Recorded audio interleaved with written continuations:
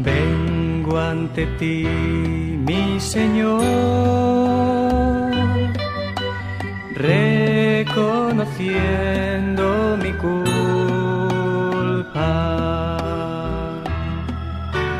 con la fe puesta en tu amor,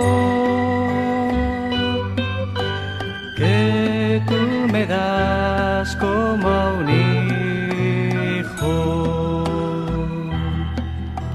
Hola, queridos amigos y amigas, ya al final de este mes de octubre dedicado a las misiones y al rezo del rosario, seguimos meditando en este domingo la palabra de Dios. En este momento, la primera lectura toma del libro del Eclesiástico en el capítulo 35. El culto que agrada a Dios.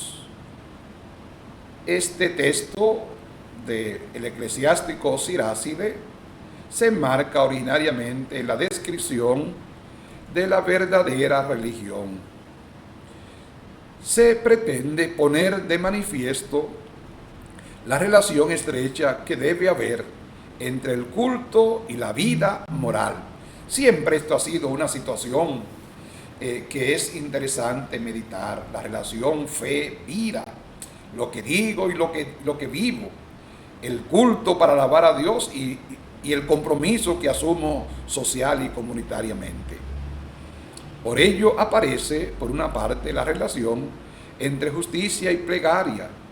De ahí que en primer lugar se hable de la rectitud y la justicia del Señor, que se preocupa de los pobres y los débiles, de los humildes y de los indefensos.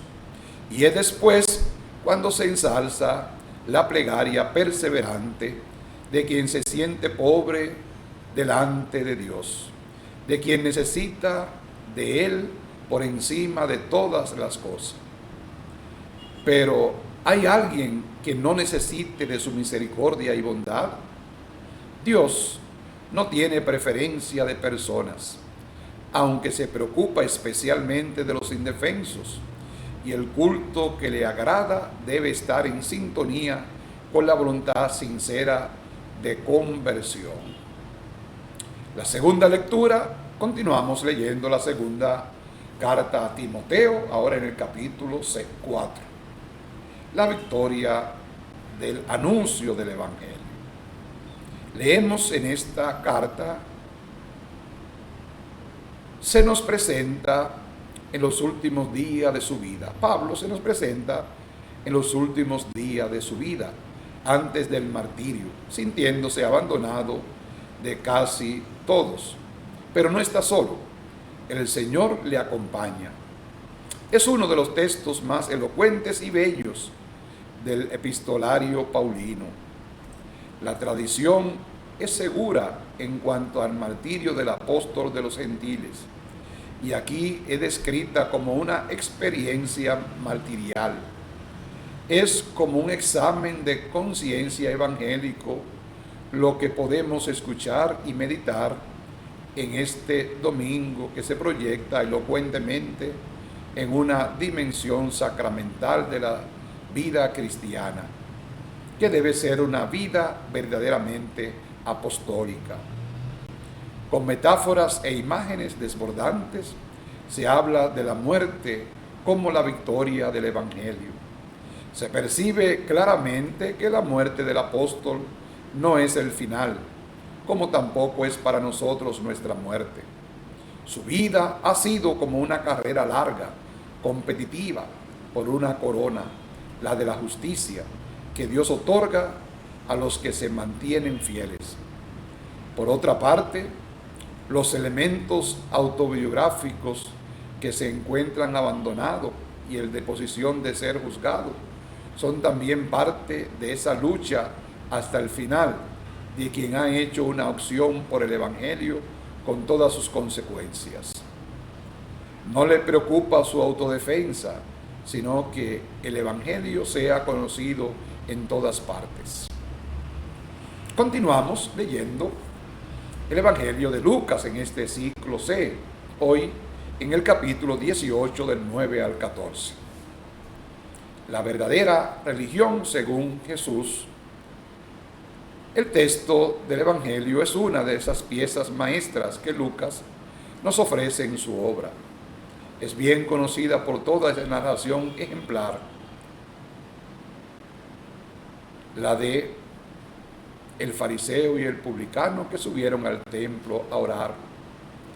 No olvidemos el versículo 9, muy probablemente obra del redactor Lucas para poder entender esa narración. Aquello que se consideran justos y desprecian a los demás, los dos polos de la narración son muy opuestos. Un fariseo y un publicano. Es un ejemplo típico de estas narraciones ejemplares en las que se usan dos personajes, el modelo y el antimodelo. El cristiano que sigue el Evangelio y aquel que sigue otras normativas.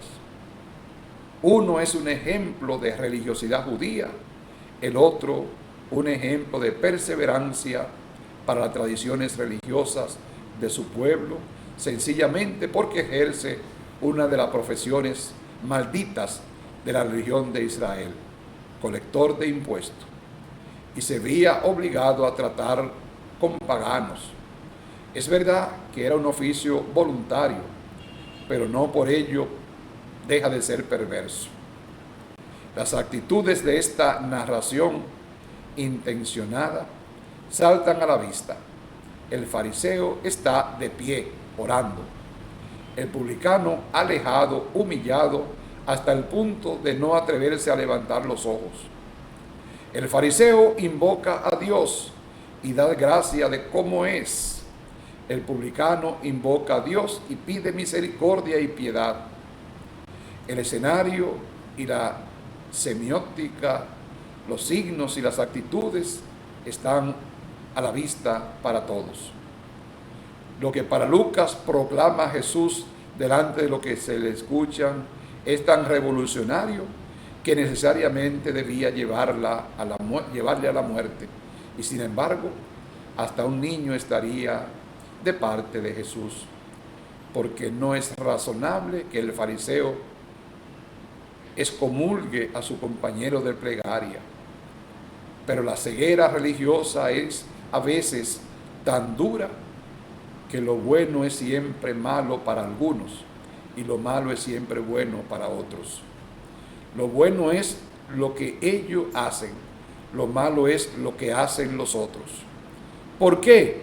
Porque la religión del fariseo se fundamenta en una seguridad viciada y se hace monólogo de uno mismo. Es una patología subjetiva envuelta en celofán de lo religioso, desde donde ve a Dios y a los otros como uno quiere verlos y no como son en verdad. En realidad, solamente se está viendo a sí mismo. Esto es más frecuente de lo que nosotros podemos pensar. Por el contrario, el publicano tendrá un verdadero diálogo con Dios, un diálogo personal donde descubre su necesidad redentora y donde Dios se deja descubrir desde lo mejor que ofrece al hombre. El fariseo claramente le está pasando factura a Dios. Esto es patente y esa es la razón de su religiosidad. El publicano, por el contrario, pide humildemente a Dios su factura para pagarla. El fariseo no quiere pagar factura porque considera que ya ha hecho con los diezmos y primicias y ayunos precisamente lo que Dios tiene en cuenta, no necesita. Eso se han inventado como sucedáneo de la verdadera religiosidad del corazón. El fariseo, en vez de confrontarse con Dios y con él mismo, se confronta con el pecador. Aquí hay un vicio religioso radical.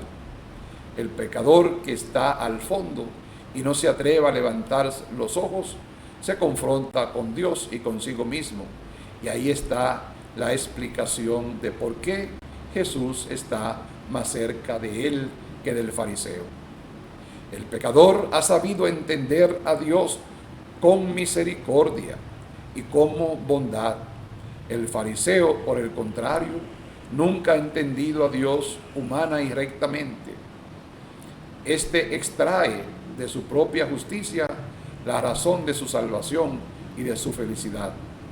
El publicano solamente se fía del amor y de la misericordia de Dios. El fariseo, que no sabe encontrar a Dios, tampoco sabe encontrar a su prójimo, porque nunca cambiará en su juicio negativo sobre él. El publicano, por el contrario, no tiene nada contra el que se considera justo, porque ha encontrado en Dios muchas razones para pensar bien de todos. El fariseo ha hecho del vicio virtud, el publicano ha hecho de la religión una necesidad de curación verdadera. Solamente dice una oración, en muy pocas palabras: ten piedad de mí porque soy un pecador.